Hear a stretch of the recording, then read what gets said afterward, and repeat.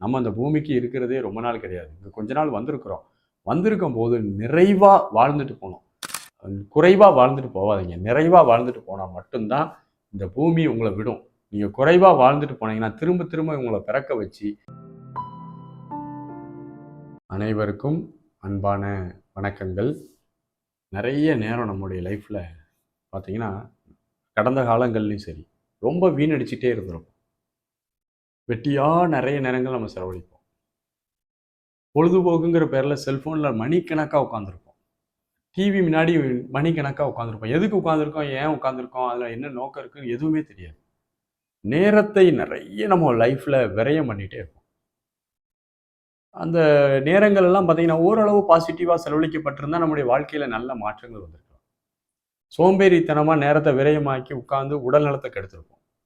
சோம்பேறித்தனமா நேரத்தை விரயமாக்கி உட்கார்ந்து பொழுதுபோக்கி நிறைய படிக்கிறத மிஸ் பண்ணியிருப்போம். இப்படி பல வழிகள நான் ஒரு எக்ஸாம்பிளுக்கு 2 சொல்றேன். இதே மாரி நெறைய வழிகள்ல நம்ம நேரத்தை நம்முடைய வாழ்க்கையில வீணாக்கி இருக்கிறோம். இப்பவும் வீணடிச்சுட்டு இருப்போம். இத நம்ம எப்படி மாத்துறது? அது என்ன செய்றது? அப்படிங்கிறத முதல்ல பார்க்கணும். முதல்ல நம்ம என்ன செய்யணும்னா, நம்ம நேரத்தை விரயமாக்குறோம், வேஸ்ட் பண்றோம் அப்படிங்கிறத கண்டுபிடிக்கிறதே மிகப்பெரிய ஒரு விஷயம். முதல்ல நம்ம நேரத்த ஒரு நாள் 24 மணி நேரம் இருக்கு. இத பயனுள்ளதா இன்னைக்கு பண்ணியிருக்கோமா? நம்ம வேலை பார்க்கோமா, அந்த வேலைய சாட்டிஸ்ஃபைடா பார்த்துருக்கிறோமா? அல்லது ஒரு போர் அடிக்குது சார், நான் ஒரு 10 நிமிஷம், 1/2 மணி நேரம் செல்ஃபோன் பார்க்குறேன். தப்பு கிடையாது.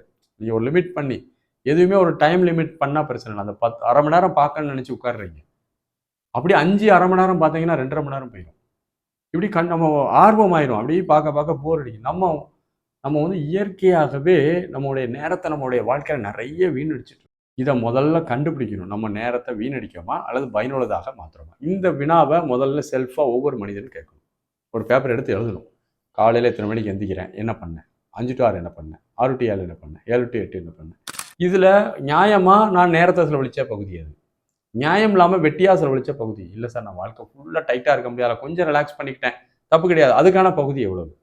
இப்படி நீங்க ஒரு நாள் கணக்கு பண்ணி பார்த்தீங்கன்னா, ஒரு நாள்ல எவ்வளவு நேரம் நீங்க வீணடிப்பீங்கன்னு பாருங்க. அப்ப நான் இவ்வளவு நேரத்த வீணடிச்சுட்டு எனக்கு நேரம் இல்ல, எனக்கு படிக்க முடியல, நேரமே இல்ல அப்படின்னு பார்த்தா, நமக்கே தெரியும். நம்முடைய மனசாட்சியே சொல்லும். வெட்டியா நீ நேரத்த வம்பாக்கியிருக்கடா அப்படின்னு. அதுக்கு காரணம் என்ன? நம்ம லைஃப்ல ஒரு குறிப்பிட்ட ஒரு நோக்கம் வேணும். குறுகிய கால நோக்கம், மத்தியம கால நோக்கம், நிரந்தர நோக்கம். இந்த குறுகிய கால நோக்கம் என்பது டெம்பரவரியா இந்த 2 மாசத்துக்குள்ள செய்ய வேண்டிய விஷயங்களுக்கான ஒர்க் பண்றது. மத்தியமமான நோக்கம் என்பது செய்றது. இப்போ நீங்க உங்க வீட்ல சின்ன மாற்றங்கள் எதுவும் செய்யணும்னு நினைப்பீங்க. அதற்காக பிளான் பண்ணி, அதுக்கான திட்டமிடுதல் பண்ணி, அதுக்கான செயல்முறையில இறங்குறது குறுகிய கால நோக்கம். ஒரு மத்தியமமான கால நோக்கம் என்பது ஒரு வீடு கட்டணும்னு நினைக்கிறீங்க. சரி, இப்போ இந்த வீடு காணாது. நல்ல ஒரு ஒரு பட்ஜெட்டா ஒரு ரூ. 50,00,000 வீடு கட்டணும். நான் ஒரு 5 வருஷம், 6 வருஷத்துல, ஒரு 8 வருஷத்துல கட்டப் போறேன். அதுக்கான திட்டமிடுதல். அப்போ 8 வருஷம் கழிச்சு கட்டப் போறேன்னா, இப்பவுமே அதுக்கான சேர்க்கக்கூடிய வேலைகள, அதுக்கான ஆயத்தப்படுதல் வேலைகள செய்றது தான் மத்தியமமான நோக்கம். நிரந்தர நோக்கம் என்பது பேரமைதியோட வாழ்றது. இப்படி ஏதாவது ஒரு நோக்கத்தை வைத்துக் கொள்ள வேண்டும். அன்றன்றைக்கு சின்ன சின்ன ஒரு சின்ன குட்டி எய்ம ஃபிக்ஸ் பண்ணிக்கணும். டெய்லி வாக்கிங் பண்றது, டெய்லி எக்சர்சைஸ் பண்றது, மூச்சு பயிற்சி பண்றது, தியானம் பண்றது, உணவு முறைகளை நல்லா ஆரோக்கியமா சாப்பிடுறது, நிறைய நூல்கள் படிப்பது, வீட்டை சுத்தப்படுத்துறது, அதே நேரத்தில் நண்பர்களுக்கு முக்கியமான ஒரு ஃபங்க்ஷனில் போய் அட்டன் பண்ணுறது, நண்பர்களை தொலைபேசியில் தொடர்பு கொண்டு அந்த ரிலேஷன்ஷிப்பை மெயின்டைன் பண்ணுறது, நம்ம கட்ட வேண்டிய இஎம்ஐ கரெக்டாக கட்டுறதுக்கான திட்டமிடுது, இப்படின்னு சொல்லி எவ்வளவோ விஷயங்கள் இருக்குது. நீங்கள் நேரத்தை வீணடிக்காமல் சிந்தித்து செயல்படுவதற்கு 1000 விஷயங்கள் நமக்கு இருக்குது. அந்த விஷயங்கள் ஏன் நம்மளால செய்ய முடியல? அந்த நோக்கம் சரியா இல்லை. சரி, நோக்கம் கூட ஃபிக்ஸ் பண்ணிட்டோம் சார், ஆனால் உங்களுக்கு கவன சிதறல் இருக்கு. மைண்டுக்கு அந்த ஸ்ட்ரென்த் இல்லை. நீங்கள் சொல்கிறத செய்கிறதுக்கு, யோசிக்கிறத செயல்படுத்துறதுக்கு ஒரு வலிமை வேணும், வில் பவர் வேணும். ஒருத்தன் சிகரெட் குடிக்கிறான், கூட 10 சிகரெட் வாங்கி குடிக்கிறதுக்கு எந்த விதமான வில் பவரும் தேவையில்லை. ஆனால் சிகரெட் குடிக்கிறான், சிகரெட் குடிக்கக்கூடாதுன்னு ஒருத்தன் நிப்பாட்டுன்னு நினைக்கிறான்னு வச்சுங்களேன், அதுக்கு வில் பவர் தேவை. அந்த மன உறுதிப்பாடு வேணும்.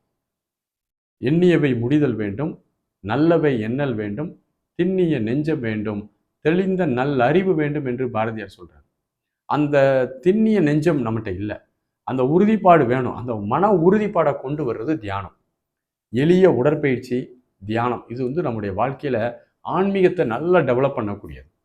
ஒரு வாக்கிங் போறீங்க, ஒரு உடற்பயிற்சி செய்றீங்க, மூச்சு பயிற்சி, இதை கன்சிஸ்டன்சியா யார் செய்கிறாங்களோ அவர்களுடைய மனதை ஆளுமை பண்ணக்கூடிய தன்மைக்கு வந்துடுறாங்க. அப்போ அவங்க வந்து என்ன செய்வாங்க, நமக்கு அவங்களுக்கு ஒரு கிளாரிட்டி வந்துடும், ஓகே அப்படின்ட்டு. அதனால நேர மேலாண்மை அப்படிங்கிற ஒன்றை நாம் அறிவுபூர்வமாக அதை கையாளணும். அன்வான்டா செய்யக்கூடிய செயல்களை குறைப்பதற்கும் விடுவதற்கும் தைரியம் வேணும். நல்ல விஷயங்களை தள்ளி போடக்கூடாது. ஒன்றை செய், நன்றை செய், இன்றை செய்ங்கிற மாதிரி இருக்கும். ஸோ இது போன்ற ஒரு சிந்தனையை நாம் வளர்த்து கொள்ள வேண்டும். அதுவும் குறிப்பாக மாணவ பருவத்திலேருந்தே வளர்த்துக்கொள்ளணும். மாணவ சார், இப்போ நீங்கள் ஒரு கேள்வி கேட்கலாம். நீங்கள் என்ன சார் இப்படி சொல்கிறீங்க? நீங்கள் தான் வாழ்க்கையில் இப்படி ஏதாவது கடைப்பிடிச்சிருக்கீங்களா? ஏதாவது படித்து யோசித்து நீங்களா ஏதாவது சொல்கிறீங்களா சார் அப்படின்னா, நான் என்னுடைய வாழ்க்கையில் 12 ஆண்டுகளுக்கு மேலே நான் வந்து ஒரு கல்வி நிறுவனத்தில் வேலை பார்த்துருக்கேன். ப்ரைவேட்டில் ஒரு 4 வருஷம் வேலை பார்த்துருப்போம்னு வச்சுக்கோங்களேன். இந்த 16 ஆண்டுகளில் ஒரு நிமிடம் கூட, ஒரு நாள் கூட நான் லேட்டாக போனதே கிடையாது ஸ்கூலுக்கெல்லாம், வேலை பார்க்கும்போது.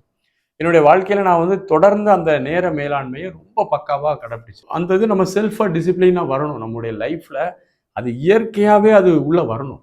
அப்படி வந்தால் மட்டும்தான் நம்முடைய ஒரு அந்த நேரத்தை நம்ம விரயமாக்காமல் நல்ல பாசிட்டிவாக பண்ண முடியும். நம்ம அந்த பூமிக்கு இருக்கிறதே ரொம்ப நாள் கிடையாது. இங்கே கொஞ்ச நாள் வந்திருக்கிறோம். வந்திருக்கும் போது நிறைவாக வாழ்ந்துட்டு போகணும்.